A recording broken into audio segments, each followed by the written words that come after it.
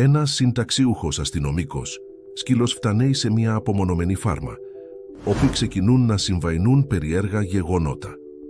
Όταν όλα φαίνονται χαμενά, κανεί κάτι που κανείς δεν είχε φαντάστη. Το ξημέρωμα στο αγροτικό όρος Ήψιλος έφτανε πρώτα μέσα από τους ήχους.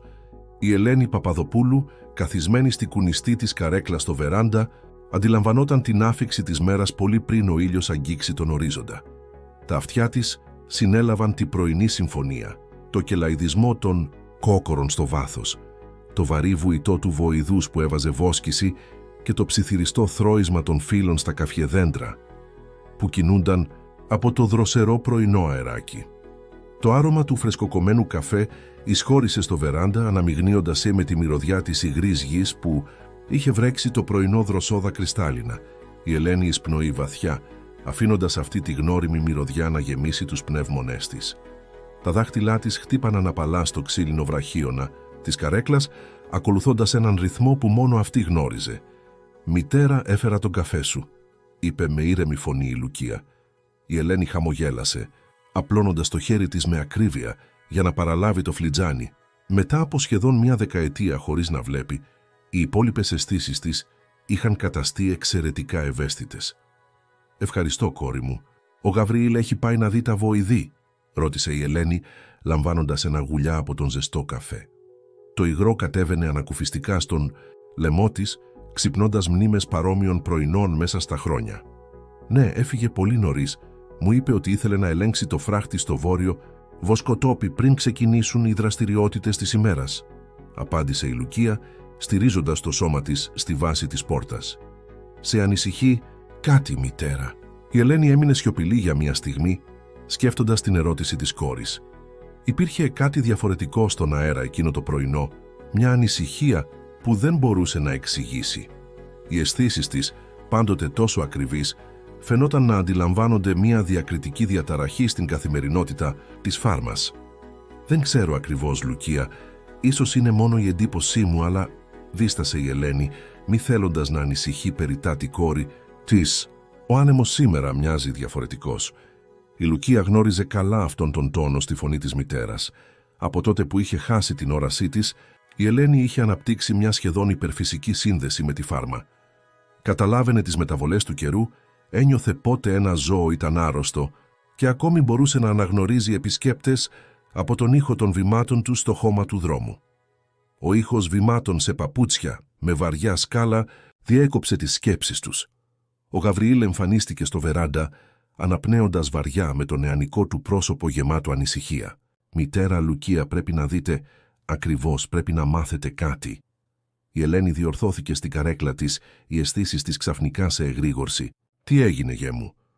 «Ο φράχτης στο βόρειο βοσκοτόπι έχει καταρρεύσει και δεν ήταν λόγω των βοηδών, είμαι σίγουρος.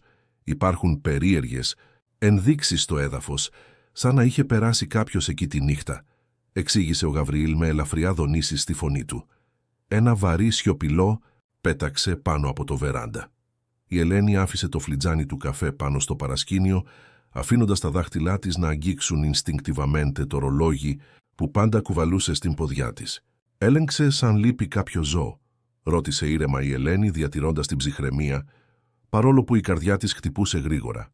«Όχι, μητέρα, το κοπάδι είναι πλήρες. Αλλά υπάρχει κάτι άλλο», δίστασε ο Γαβριήλ.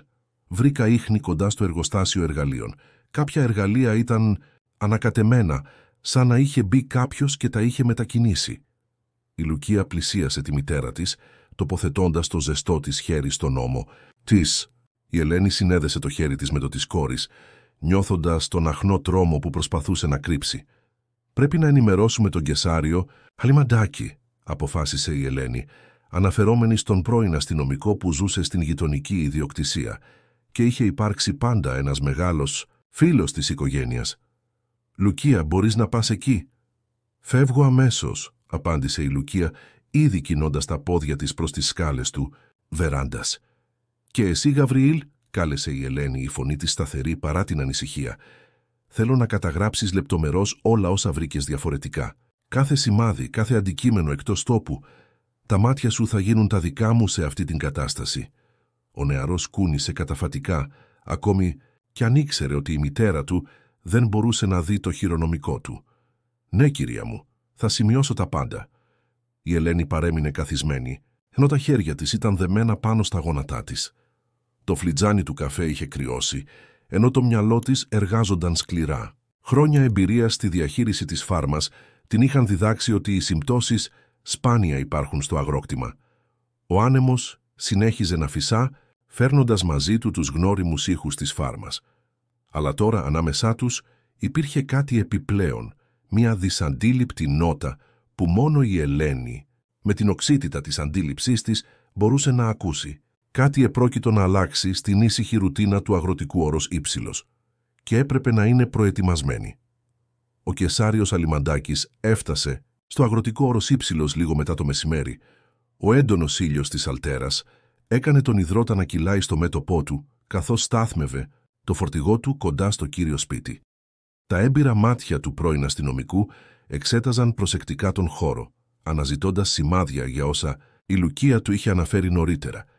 Η Ελένη άκουσε τον γνώριμο ήχο του κινητήρα και το χαρακτηριστικό βήμα του Κεσαρίου στα σκαλοπάτια της βεράντας. «Έφερα μια έκπληξη μαζί μου», ανακοίνωσε προτού ακόμη σας χαιρετήσει.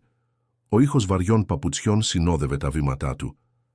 «Τι είδους έκπληξη, Κεσάριε?» ρώτησε η Ελένη, κλεινώντας ελαφρώς το κεφάλι της, τα αυτιά της σε εγρήγορση για τον καινούριο ήχο.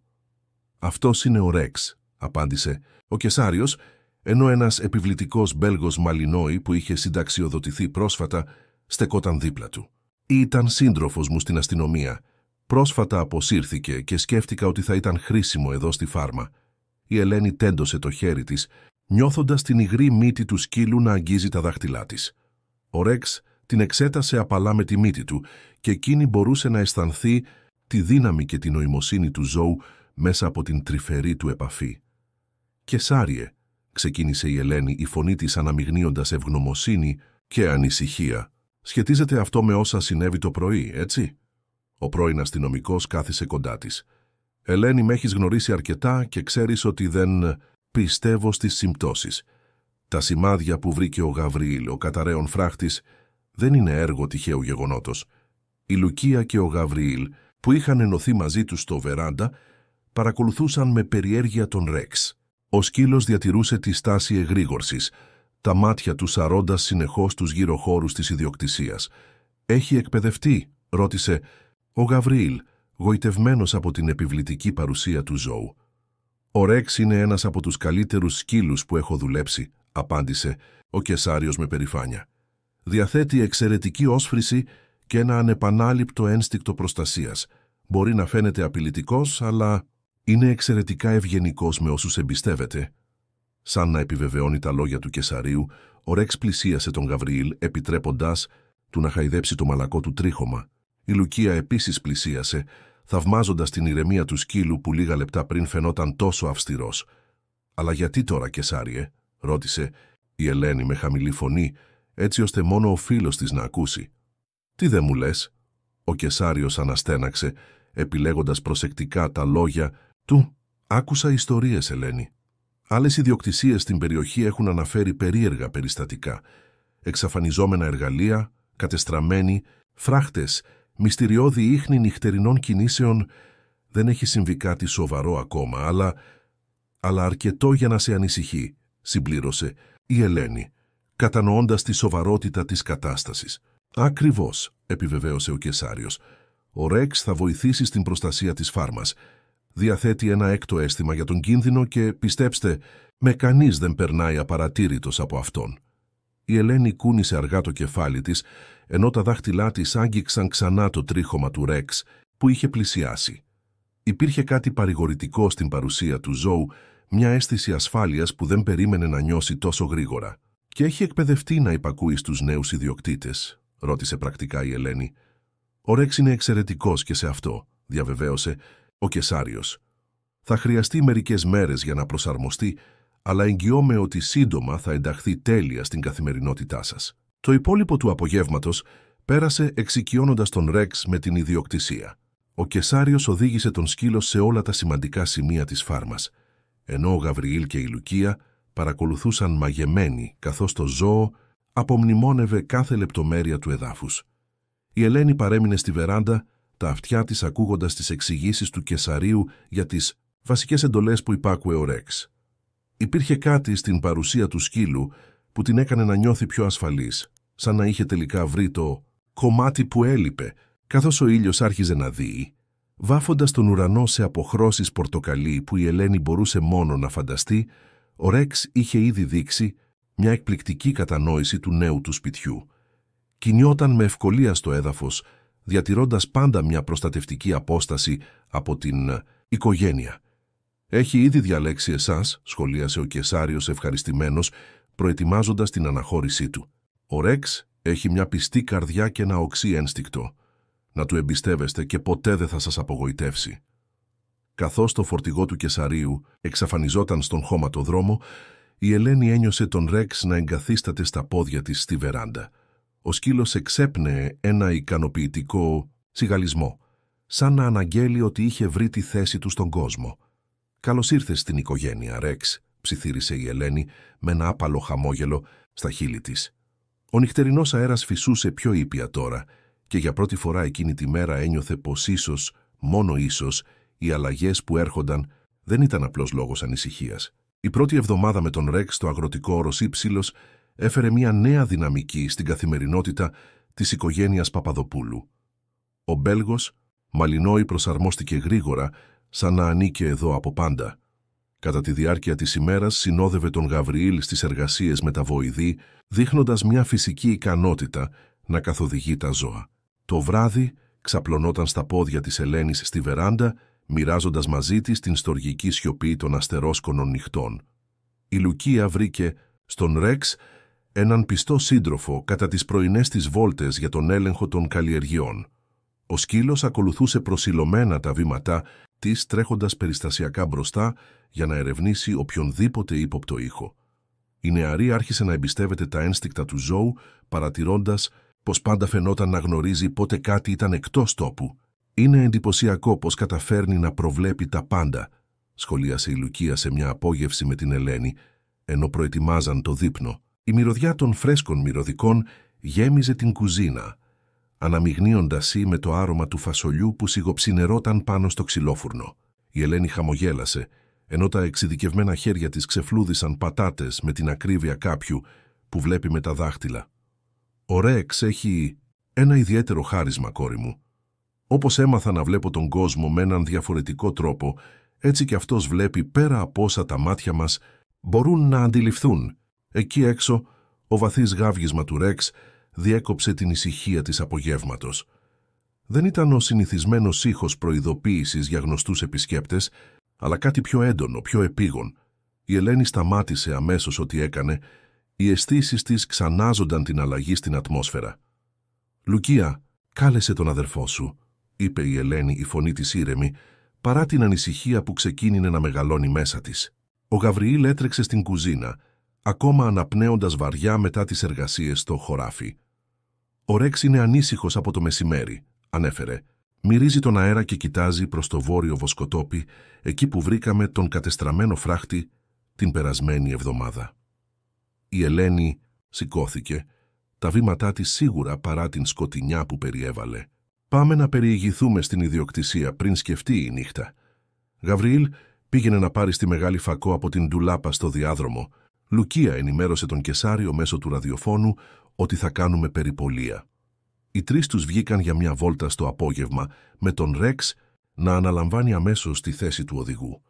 Ο ήλιος άρχιζε να δύει, ζωγραφίζοντας τον ουρανό με αποχρώσεις που η Ελένη μόνο μπορούσε να φανταστεί, αλλά που τα παιδιά της περιέγραφαν ως ένα θέαμα πορτοκαλί και μοβ χρωμάτων.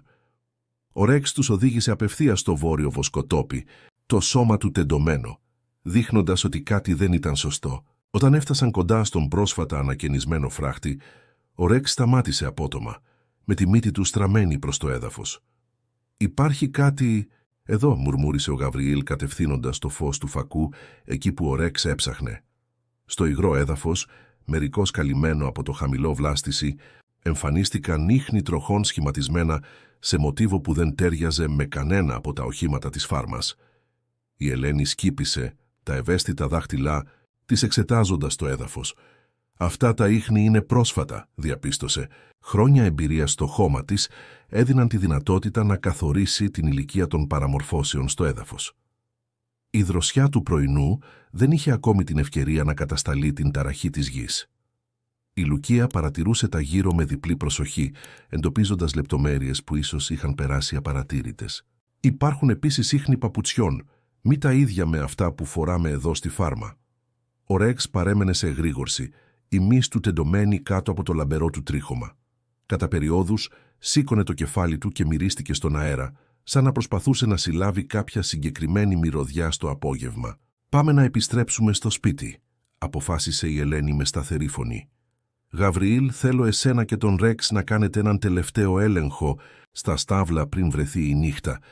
Λουκία ξαναεπικοινώνησε με τον Κεσάριο και ανέφερε όσα βρήκαμε. Στο δρόμο της επιστροφής η Ελένη συλλογιζόταν τα γεγονότα.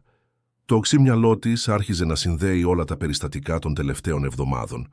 Οι κατεστραμμένοι φράχτες, τα ανακατεμένα εργαλεία και τώρα αυτά τα μυστηριώδη ίχνη, όλα υποδείκνυαν μια συστηματική παρακολούθηση της ιδιοκτησίας. Όταν έφτασαν στο σπίτι, ο ουρανός είχε γίνει εντελώς σκοτεινός. Τα φώτα της βεράντας έριχναν μακριές σκιές πάνω στο χώμα, ενώ οι νυχτερινοί ήχοι της φάρμας ξεκινούσαν τη γνώριμη του συμφωνία. Ο Ρεξ τοποθετήθηκε στρατηγικά στη βεράντα, τα μάτια του ψάχνοντας μέσα στο σκοτάδι. «Σήμερα κανείς δεν θα βγει μόνος του», διέταξε η Ελένη με απόλυτη βεβαιότητα. «Ό,τι κι αν είναι ο λόγος αυτών των επισκέψεων, δεν μπορούμε να χαλαρώσουμε την άμυνά μας». Τα παιδιά συμφώνησαν, κατανοώντας τη σοβαρότητα της κατάστασης. Ενώ προετοιμαζόντουσαν για μια ακόμη νύχτα στο αγροτικό όρος Ήψιλος, μια σιωπηλή βεβαιότητα αιωρούνταν στον αέρα. Κάτι επρόκειτο να συμβεί και χάρη στον Ρεξ δεν θα πιάσουν απροσδόκητοι. Αργότερα εκείνη τη νύχτα, αφού επιβεβαιώθηκε ότι η ιδιοκτησία ήταν ασφαλής, η οικογένεια συγκεντρώθηκε στο σαλόνι. Οι κουρτίνες είχαν κλειστεί προσεκτικά και ο Ρεξ φρουρούσε την πόρτα, τα αυτιά του σε συνεχή εγρήγορση, για οποιαδήποτε ύποπτη κίνηση από το εξωτερικό. Με τρυφερή φροντίδα η Ελένη άνοιξε τον παλιό φάκελο. Η μυρωδιά του αρχαίου χαρτιού γέμιζε τον χώρο, ξυπνώντας μνήμες από μια εποχή που φαινόταν τόσο μακρινή. Ο Κεσάριος κάθισε δίπλα της, βοηθώντας στην οργάνωση των εγγράφων που εξόρμησε με μεγάλη προσοχή. «Ο πατέρας σας», ξεκίνησε η Ελένη, η φωνή της γεμάτη συγκίνηση, «απέκτησε κάτι πολύ σημαντικό κατά την ανακαίνιση του παλιού αρχοντικού λίγο πριν χάσω την όρασή μου. Κάτι που άλλαξε ολοκληρωτικά την αντίληψη για την ιστορία αυτής της γης». Ο Κεσάριος, διπλώνοντας προσεκτικά έναν από τους ξεθοριασμένους χάρτες, εξέταζε τις ξεθοριασμένες σημάνσεις και τα μυστηριώδη σύμβολα στις άκρες του παλιού χαρτιού. «Αλλά δεν ήταν μια συνηθισμένη διαδρομή», συνέχισε η Ελένη, τα δάχτυλά της τρέχοντας απαλά στις άκρες του φακέλου. «Σύμφωνα με τα έγγραφα, υπήρχε ένα συγκεκριμένο σημείο σε αυτές τις γειτονιές, όπου είχε κρυφτεί κάτι πολύτιμο. Ο πατέρας σας πέρασε χρόνια μελετώντας κάθε λεπτομέρεια, κάθε σημάδι στο έδαφος, προσπαθώντας να αποκρυπτογραφήσει τα μηνύματα του παρελθόντος. Και το βρήκε», ρώτησε ο Γαβριήλ, η φωνή του γεμάτη ανυπομονησία. Η Ελένη κούνησε ελαφρώς το κεφάλι της. Όχι ακριβώς, αλλά ήταν τόσο κοντά που αυτό τον ανησύχησε. Τότε άρχισε να λαμβάνει επιπλέον προφυλάξεις, ετοιμάζοντας όλη αυτή την τεκμηρίωση, δημιουργώντας κωδικούς και αναφορές που μόνο η οικογένειά μας μπορούσε να καταλάβει. «Αλλά γιατί ποτέ δεν μας το είχες πει, μητέρα?» ρώτησε η Λουκία, η φωνή της γεμάτη σύγχυση. «Γιατί ο πατέρας σας πίστευε ότι η γνώση μπορεί να είναι και βάρος», απάντησε η Ελένη απαλά. «Ήθελε να σας προστατέψει όσο το δυνατόν περισσότερο, αλλά τώρα με όλα όσα συμβαίνουν». Τότε ο Ρεξ ξαφνικά σήκωσε το κεφάλι του και τα αυτιά του κινήθηκαν. Όλοι πάγωσαν για μία στιγμή, περιμένοντας τον επόμενο ήχο, αλλά ο σκύλος χαλάρωσε μετά από λίγα δευτερόλεπτα, δείχνοντας ότι ο κίνδυνος ήταν προσωρινός. «Η εισβολής», συνέχισε η Ελένη με χαμηλή φωνή. «Πιθανώς ανακάλυψαν τα έγγραφα. Ίσως βρήκαν παρόμοια αρχεία και σε άλλες ιδιοκτησίες της περιοχής. Αυτό εξηγεί το μοτίβο παρακολούθησης που ανέφερε ο Κεσάριος». «Αλλά πώς το κατάλαβαν?» ρώτησε ο Γαβριήλ. «Αυτά τα έγγραφα είχαν φυλαχθεί όλα αυτά τα χρόνια». Η Ελένη αναστέναξε βαθιά. «Ο πατέρας σας δεν ήταν ο μόνος που ανακάλυπτε στοιχεία με το πέρασμα των χρόνων. Άλλοι άνθρωποι, σε διαφορετικές εποχές, μπορεί να έχουν ανακαλύψει κομμάτια αυτής της ιστορίας. Το μόνο που καθιστά τα δικά μας έγγραφα τόσο πολύτιμα είναι ότι είναι οι μοναδικές πλήρεις ενδείξεις που έχουν απομείνει. «Και τι ακριβώς κρυβόταν εδώ?» ρώτησε η Λουκία με περιέργεια. «Αυτό», απάντησε η Ελένη, «είναι κάτι που ο πατέρας σας πήρε μαζί του. Πίστευε ότι όσο λιγότερο γνωρίζαμε για το ακριβές περιεχόμενο, τόσο ασφαλέστεροι θα ήμασταν. Αλλά άφησε ακριβείς οδηγίες για το πώς να προχωρήσουμε αν κάποτε κάποιος προσπαθήσει να αναζητήσει αυτές τις πληροφορίες. Ο Κεσάριος συνέβαλε συγκεντρώνοντας προσεκτικά τα έγγραφα. Πρέπει να αποκρυπτογραφήσουμε αυτές τις σημάνσεις πριν το κάνουν οι άλλοι. Κάθε σύμβολο, κάθε τυχαίος αριθμός μπορεί να είναι ένα κρίσιμο κομμάτι του παζλ. Και πρέπει να κινηθούμε γρήγορα», πρόσθεσε η Ελένη. «Το γεγονός ότι εγκαταστάθηκαν συσκευές παρακολούθησης δείχνει ότι ετοιμάζονται να δράσουν. Δεν μπορούμε να τους αφήσουμε να βρουν αυτό που ψάχνουν πριν εμάς». Ο Ρεξ ξανά άρχισε να κινείται ανήσυχα, πλησιάζοντας την Ελένη που του άγγιξε το τρίχωμα σαν να ζητούσε παρηγοριά. «Τώρα έχουμε μια νέα αποστολή», είπε η Ελένη. «Όχι μόνο να προστατεύσουμε αυτά τα μυστικά, αλλά και να τα χρησιμοποιήσουμε για το καλό της κοινότητας. Ο πατέρας σας ήξερε ότι η αληθινή αξία δεν κρύβεται στο υλικό, αλλά στο νόημα που φέρουν οι ιστορίες μας». Την επόμενη μέρα, η φάρμα στο αγροτικό όρος Ήψιλος ξημέρωσε κάτω από έναν ουρανό που είχε καθαρίσει μετά τη νυχτερινή καταιγίδα. Η Ελένη καθόταν στην καρέκλα της, στη βεράντα, το πρόσωπό της να λάμπει με μια ανάμειξη ηρεμίας και αποφασιστικότητας. Ο Ρεξ ξεκουραζόταν στα πόδια της, πάντα σε επιφυλακή, αλλά πλέον πιο ήρεμος μετά τα γεγονότα της προηγούμενης νύχτας. Ο Κεσάριος έφτασε νωρίς, φέρνοντας μαζί του σημαντικές πληροφορίες. «Οι εισβολείς έχουν εγκαταλείψει την περιοχή», ανέφερε κάθοντας δίπλα στην Ελένη. «Έχω επικοινωνήσει με κάποιους παλιούς συναδέλφους από την αστυνομία. Παρακολουθούν την κατάσταση». «Τέλεια», απάντησε η Ελένη, τα δάχτυλά της να χτυπούν απαλά το βραχίωνα της καρέκλας. «Αυτό μας δίνει τον χρόνο που χρειαζόμαστε για να βάλουμε τα πάντα σε τάξη». Η Λουκία βγήκε από το σπίτι, φέρνοντας ένα δίσκο με φρεσκοψημένο καφέ και ζεστό, φρεσκοψημένο ψωμάκι. Η γνώριμη μυρωδιά τους γέμιζε αίσθηση οικειότητας μετά τη δύσκολη νύχτα. «Άρχισα να ψηφιοποιώ τα έγγραφα», είπε η Λουκία σερβίροντας τον καφέ. «Ο Γαβριήλ με βοηθάει να τα οργανώσουμε σε κατηγορίες, όπως ο πατέρας μας είχε υποδείξει στο USB». Η Ελένη χαμογέλασε, περήφανη για την πρωτοβουλία των παιδιών της. «Και οι επαφές που άφησε ο πατέρας σου, έχω εντοπίσει 3 ιστορικούς που αναφέρθηκαν στη λίστα», απάντησε ο Κεσάριος. «Είναι άτομα με αξιόπιστη φήμη, με σοβαρή δουλειά στην ιστορία της Μεσσηνίας. Ένας από αυτούς συνεργάστηκε παλαιότερα με τον πατέρα σας». «Ο καθηγητής Μαρτίνους», μίλησε η Ελένη, ανακαλώντας τις συζητήσεις με τον Αντώνιο Παπαδόπουλο. Πάντα μοιραζόταν το όραμά του για τη σημασία της διατήρησης της αληθινής ιστορίας. Ο Γαβριήλ συνδύασε τα πάντα στο βεράντα, φέρνοντας μαζί του ένα φορητό υπολογιστή. «Μητέρα, βρήκα κάτι ενδιαφέρον στα αρχεία του πατέρα». Κράτησε ένα ψηφιακό ημερολόγιο με καταγραφές από πάνω από 15 χρόνια. Ο ήχος ενός αυτοκινήτου που πλησίαζε έκανε τον Ρεξ να σηκώσει το κεφάλι, αλλά η ήρεμη συμπεριφορά του έδειχνε ότι ήταν μια γνωστή επίσκεψη. Λίγα λεπτά αργότερα, ο Ιωσήφ, ο γιος του κεφαλαίου της γειτονικής φάρμας, στάθμευσε το 4x4 του κοντά στο σπίτι. «Κυρία Ελένη», είπε ο Ιωσήφ, ανεβαίνοντας τα σκαλοπάτια της βεράντας, «έφερα νέα από την πόλη. Οι περίεργοι άνθρωποι που περιφέρονταν στην περιοχή έχουν φύγει. Αλλά πριν έθεσαν πολλές ερωτήσεις για την ιστορία των παλαιών φαρμών». «Ευχαριστώ, Ιωσήφ», απάντησε η Ελένη. «Η οικογένειά σου ήταν πάντα πιστή σε εμάς. Γι' αυτό θέλω να είσαι ένας από τους πρώτους που θα μάθουν. Είμαστε έτοιμοι να αποκαλύψουμε κάτι σημαντικό για την ιστορία της περιοχής μας». Ο νεαρός πλησίασε με περιέργεια, ενώ η Ελένη συνέχισε. «Ο πατέρας σας δούλεψε στη φάρμα για πολλά χρόνια. Πιθανώς γνώριζε κομμάτια αυτής της ιστορίας, ακόμη και αν δεν ήξερε όλα τα μυστικά». «Αλήθεια», επιβεβαίωσε ο Ιωσήφ. «Ο παππούς μου πάντα έλεγε πως αυτές οι γειτονιές κρύβουν σημαντικά μυστικά. Και είχε δίκιο», είπε η Ελένη.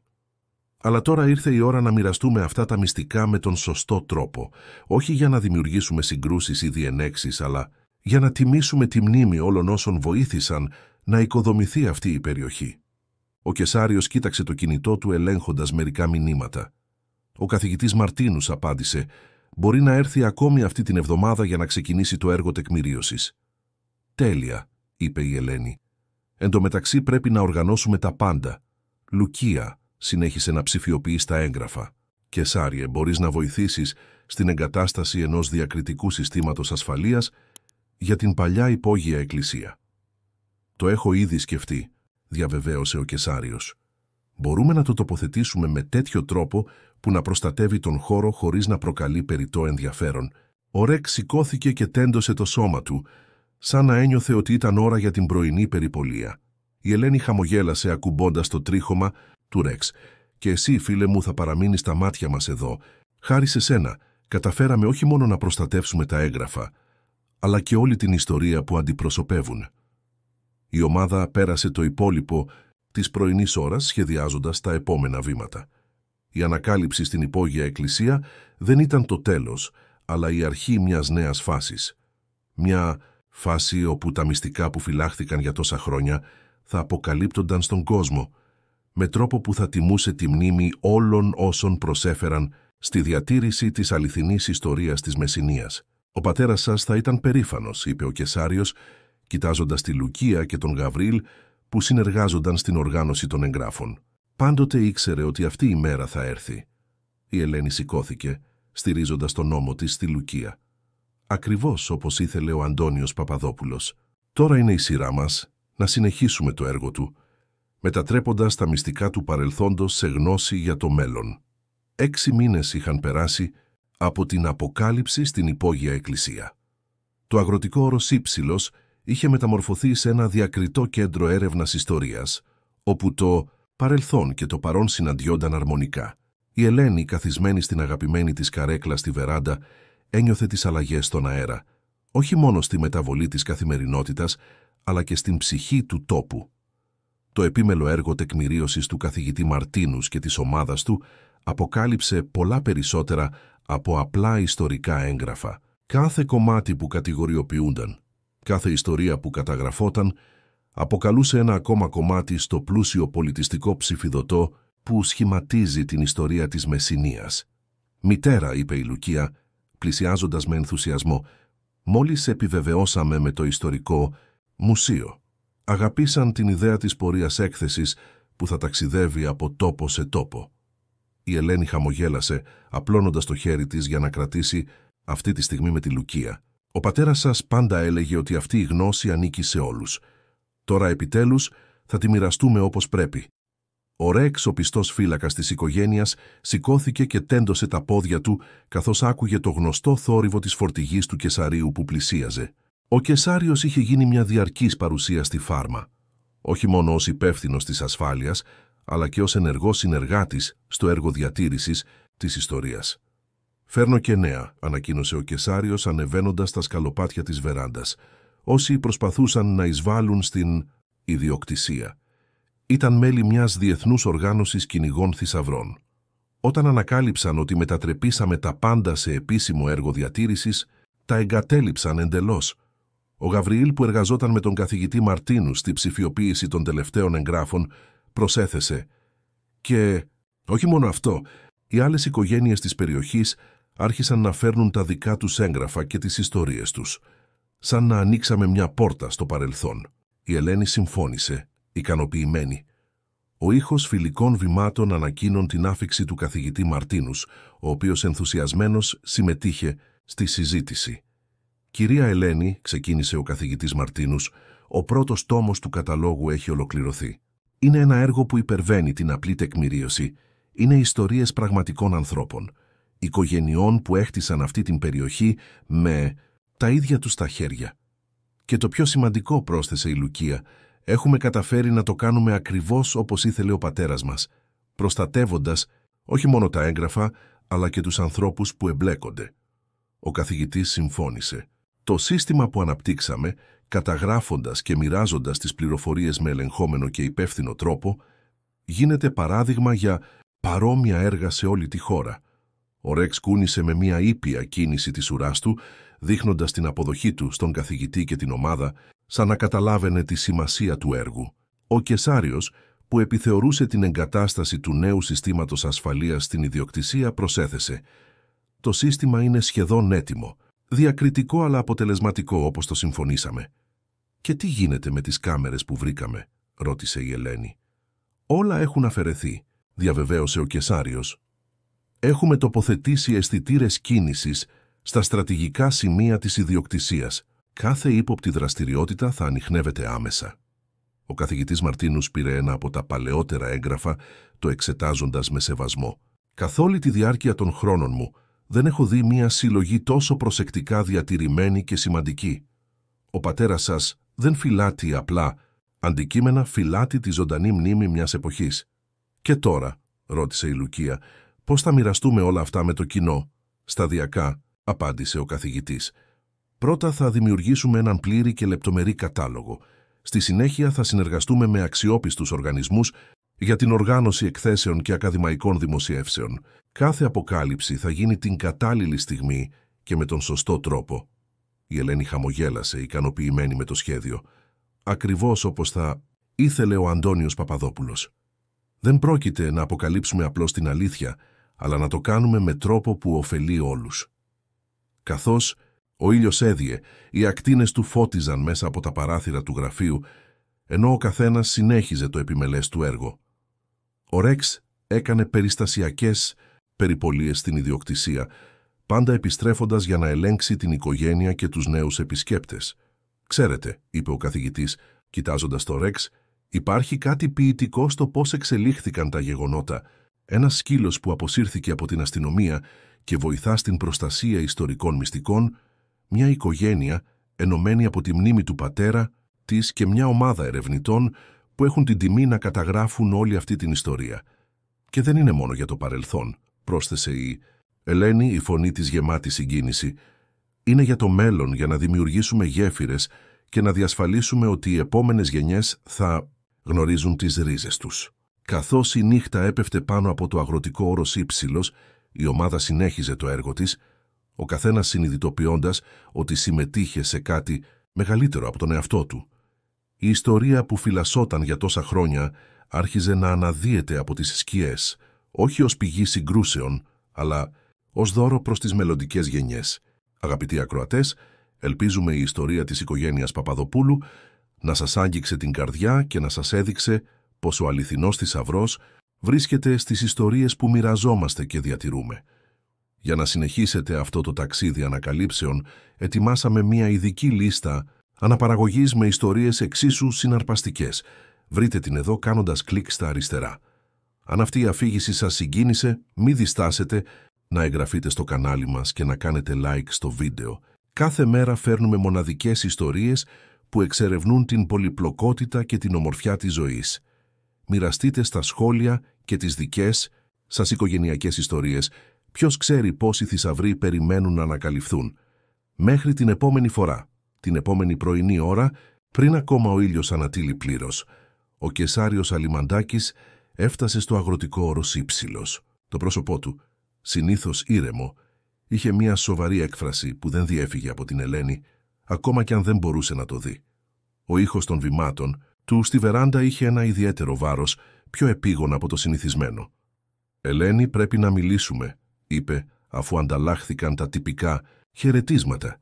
«Η κατάσταση είναι πιο σοβαρή από ό,τι φανταζόμασταν». Η Λουκία ετοίμασε καφέ για όλους στο τραπέζι της κουζίνας, ενώ ο Ρεξ καθόταν προσεκτικά κοντά στην πόρτα, τα αυτιά του κινιόνταν με κάθε νέο ήχο. Ο Γαβριήλ, που μόλις επέστρεψε από την πρωινή του περιπολία με τον σκύλο, κάθισε δίπλα τους. Χθες το βράδυ, μετά τις πληροφορίες, για τα ίχνη τροχών έκανα μερικές κλήσεις. Ξεκίνησε ο Κεσάριος, ενώ το φλιτζάνι του καφέ του έμεινε στις μπροστά του. 3 ακόμη φάρμες στην περιοχή ανέφεραν παρόμοια περιστατικά τις τελευταίες εβδομάδες. Κατεστραμμένοι φράχτες, περίεργα ίχνη, ύποπτες κινήσεις τη νύχτα.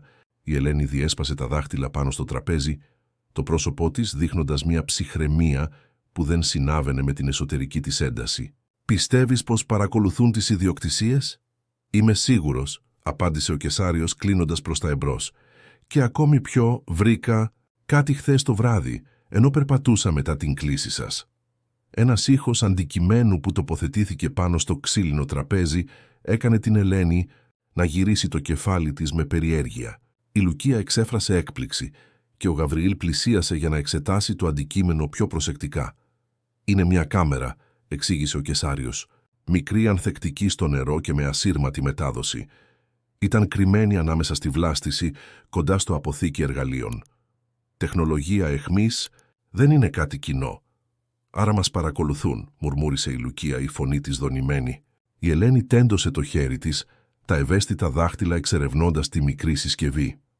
«Αυτός είναι ο λόγος που ο Ρεξ ήταν τόσο ανήσυχος προς αυτή την κατεύθυνση», συμπέρανε. «Πρέπει να είχε μυρίσει την παρουσία εκείνων που την τοποθέτησαν». «Ακριβώς», επιβεβαίωσε ο Κεσάριος, «και υπάρχει κάτι ακόμη. Η φάρμα του Μενδονάκη, που απέχει 3 χιλιόμετρα από εδώ, βρήκε επίσης παρόμοια εξοπλισμό. Κάποιος παρακολουθεί συστηματικά τις ιδιοκτησίες της περιοχής». Ο Γαβριήλ, που είχε παραμείνει ασυνήθιστα σιωπηλός, τελικά άρχισε. «Αλλά γιατί, τι ζητούν?» «Αυτό πρέπει να το ανακαλύψουμε», απάντησε ο Κεσάριος, η φωνή του φορτισμένη με τα χρόνια εμπειρίας του στην αστυνομία. «Για την ώρα ας το κρατήσουμε μεταξύ μας. Όσο λιγότερο κόσμο το γνωρίζει, τόσο καλύτερα». Η Ελένη σηκώθηκε από το τραπέζι, τα χέρια της ζωντανεύοντας καθώς πλησίαζαν στον παλιό ξύλινο θησαυρό που φύλαγε τις πιο σημαντικές οικογενειακές αναμνήσεις. Με ευκολία βρήκε ένα παχύφουστρο φάκελο, φυλαγμένο εδώ χρόνια. «Νομίζω πως ήρθε η ώρα να μάθετε κάτι», είπε επιστρέφοντας στο τραπέζι. «Κάτι που ο Αντώνιος Παπαδόπουλος, ο πατέρας σας, μου είχε ζητήσει να κρατήσω μυστικό μέχρι που ήταν πραγματικά αναγκαίο. Η σιωπή που ακολούθησε ήταν βαρύς, διακοπτόμενη μόνο από την απαλότητα της αναπνοής του Ρεξ, που είχε πλησιάσει την Ελένη σαν να ένιωθε την ανησυχία της. Πριν χάσω την όρασή μου, πριν φύγει ο πατέρας σας, μου αποκάλυψε κάτι πολύ πολύτιμο που ήταν κρυμμένο σε αυτές τις γειτονιές», ξεκίνησε η Ελένη, τα χέρια της χαϊδεύοντας προσεκτικά το φάκελο. «Κάτι που άλλοι άνθρωποι ίσως θα ήθελαν να βρουν. Αλλά γιατί δεν μας το είχες πει πριν, μητέρα?» ρώτησε η Λουκία, η φωνή της γεμάτη σύγχυση. «Γιατί ο πατέρας σας πίστευε πως η γνώση μπορεί να είναι και βάρος», απάντησε η Ελένη ήπια. «Ήθελε να σας προστατέψει όσο το δυνατόν περισσότερο. Αλλά τώρα, με όλα όσα συμβαίνουν, ξαφνικά ο Ρεξ σήκωσε το κεφάλι του και εξέδωσε ένα χαμηλό γρυλισμό. Τα μάτια του κολλημένα στο παράθυρο της κουζίνας. Η ομάδα σιωπήθηκε. Αμέσως, οι χρόνια εργασίας στο χωριό να τους έχουν διδάξει να εμπιστεύονται τα ένστικτα των ζώων. «Ας συνεχίσουμε αυτή τη συζήτηση αργότερα», είπε ο Κεσάριος, σηκώνοντας προσεκτικά το σώμα του. «Τώρα πρέπει να δράσουμε, Γαβριήλ. Εσύ και ο Ρεξ κάνετε πλήρη περιπολία στην ιδιοκτησία. Λουκία, θέλω να καταγράψεις κάθε ύποπτη κίνηση που παρατηρήσετε. Και εσύ, Ελένη, ξέρω», της διέκοψε η Ελένη, επιστρέφοντας τον φάκελο πίσω στο παλιό ξύλινο θησαυρό. «Ήρθε η ώρα να αποκαλύψουμε τα μυστικά του παρελθόντος, αλλά θα το κάνουμε με προσοχή, πολύ προσεκτικά». Την ίδια νύχτα, αφού βεβαιώθηκαν ότι η ιδιοκτησία ήταν ασφαλής, η Ελένη συγκέντρωσε την οικογένεια στο σαλόνι. Οι κουρτίνες είχαν κλείσει προσεκτικά και ο Ρεξ φρουρούσε κοντά στην πόρτα, τα αυτιά του σε εγρήγορση για κάθε ύποπτη κίνηση από έξω. Με τρυφερά δάχτυλα, η Ελένη άνοιξε το φάκελο που είχε φυλάξει τόσα χρόνια. Η μυρωδιά του παλιού χαρτιού γέμιζε το δωμάτιο, ξυπνώντας μνήμες μιας εποχής που φαινόταν τόσο μακρινή. Ο Κεσάριος, καθισμένος δίπλα της, βοηθούσε στην οργάνωση των εγγράφων που με προσοχή εξέρευνε. «Ο πατέρας σας», ξεκίνησε η Ελένη, η φωνή της γεμάτη συγκίνηση, «απέκτησε κάτι κατά την ανακαίνιση του παλιού αρχοντικού, λίγο πριν χάσω την όρασή μου, κάτι που άλλαξε εντελώς τον τρόπο που βλέπει κανείς την ιστορία αυτής της γης». Ο Κεσάριος, διπλώνοντας προσεκτικά έναν από τους ξεθοριασμένους χάρτες, εξέταζε τις ξεθοριασμένες σημάνσεις, τα μυστηριώδη σύμβολα στα περιθώρια του παλιού χαρτιού. «Αλλά δεν ήταν μια συνηθισμένη διαδρομή», εξήγησε η Ελένη, τα δάχτυλά της διατρέχοντας απαλά τις άκρες του φακέλου. «Σύμφωνα με τα έγγραφα, υπήρχε ένα συγκεκριμένο σημείο σε αυτές τις γειτονιές όπου κάτι πολύτιμο είχε κρυφτεί. Ο πατέρας σας πέρασε χρόνια μελετώντας κάθε λεπτομέρεια, κάθε στίγμα στο έδαφος, προσπαθώντας να αποκρυπτογραφήσει τα σημάδια του παρελθόντος». «Και το βρήκε?» ρώτησε ο Γαβριήλ, η φωνή του γεμάτη αναμονή. Η Ελένη κούνησε ελαφρώς το κεφάλι της. Όχι ακριβώς, αλλά ήταν πολύ κοντά, τόσο κοντά που αυτό την ανησύχησε. Τότε άρχισε να λαμβάνει επιπλέον προφυλάξεις, ετοιμάζοντας όλη αυτή την τεκμηρίωση, δημιουργώντας κωδικούς και αναφορές που μόνο η οικογένειά μας μπορούσε να καταλάβει. «Αλλά γιατί τόσο μυστικό?» ρώτησε η Λουκία. «Γιατί ο πατέρας σας ήξερε ότι δεν πρέπει να αποκαλύπτεται κάτι τόσο σημαντικό εύκολα», απάντησε η Ελένη με ήπια φωνή. «Ήθελε να προστατέψει εσάς από αυτό το βάρος όσο το δυνατόν περισσότερο, αλλά τώρα με όλα όσα συμβαίνουν...» Ο Ρεξ ξαφνικά σήκωσε το κεφάλι του και οι αυτίδες του κίνησαν, ενώ η ομάδα πάλευε να ακούσει έναν ήχο από έξω. Ο Κεσάριος συνέτριψε τα έγγραφα με προσοχή και είπε «Ας μην αναβάλουμε αυτή τη συζήτηση. Πρέπει να δράσουμε τώρα. Γαβριήλ, εσύ και ο Ρεξ περιπολίστε την ιδιοκτησία και καταγράψτε τα πάντα. Λουκία, συνέχισε να ερευνά τα σημειώματα του πατέρα σας και βρες άλλες πιθανές αναφορές. Εγώ θα φροντίσω για την ασφάλεια».